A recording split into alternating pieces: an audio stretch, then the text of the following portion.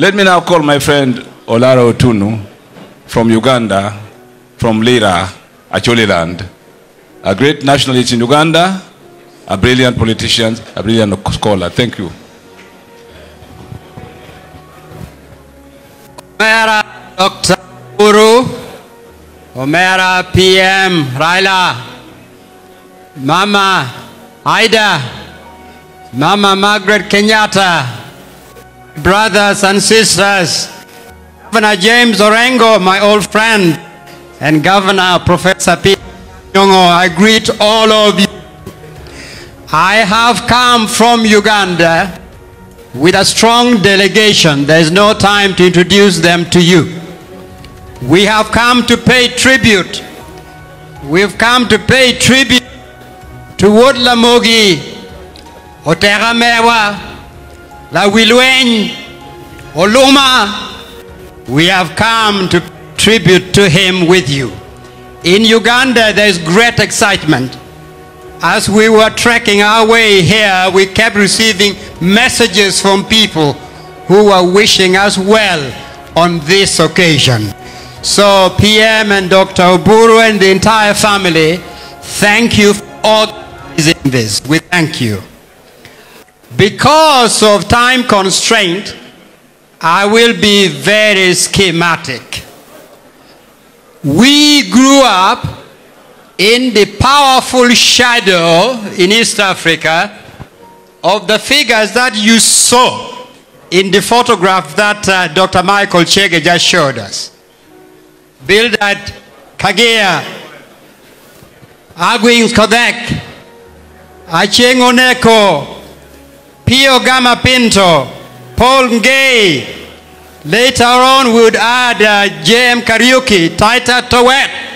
We grew up in the powerful shadow of these nationalists.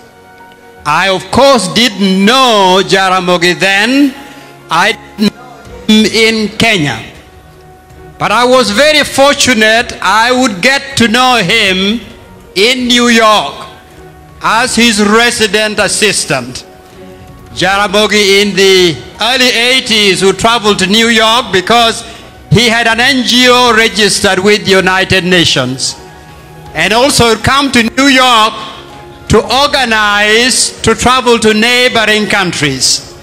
And I was therefore his resident assistant in New York, and very fortunate to spend a long number of hours with him. I just want to say this. First, Jaramogi could have become a historic president of Kenya. He did not. But he became somebody more important, with an impact more durable, because he led by example, because he led and lived by his conviction. Jaramogi therefore left a powerful legacy for all of us. The second thing I want to say is that I was struck by the virtues, by the attributes that were so self-evident in Jaramogi. His faithfulness to the people, his courage, his sense of duty, his tenacity in the struggle, and very rare, his self-denial. Denying himself in order to serve the greater good of the community. Jaramogi was also, in spite of his suffering for many years, always committed to reconciliation. These are attributes which in my view were not accidental.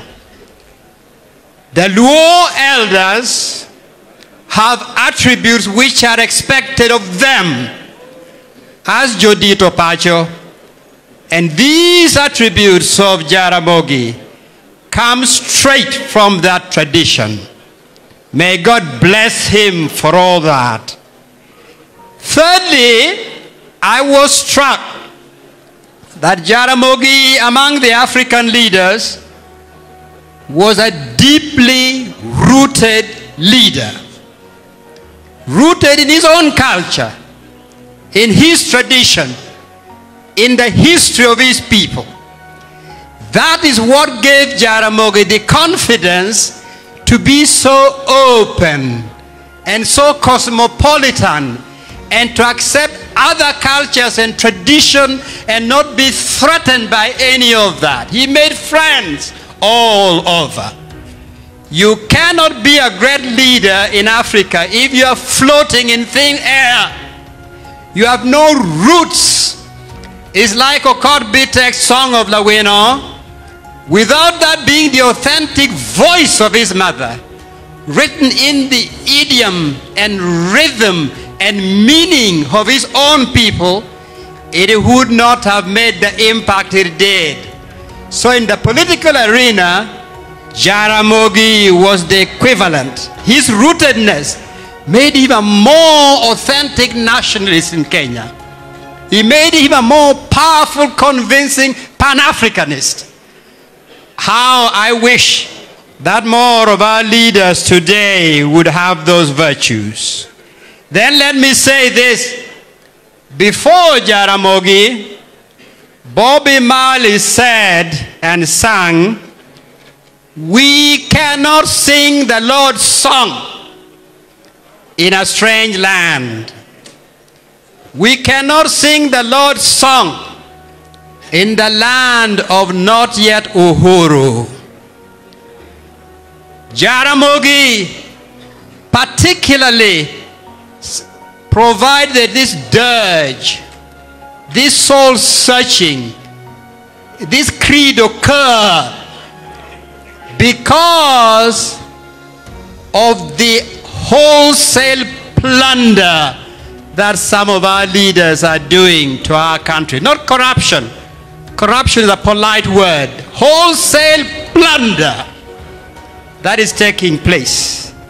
Jaramogi spoke of not yet Uhuru because he was opposed to some of the African leaders manipulating our ethnic diversity and richness to divide our people.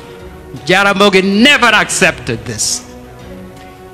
Jaramogi said, not yet Uhuru, because he wanted power to be with our people, to elect those that should govern them, and not the string of rigged elections.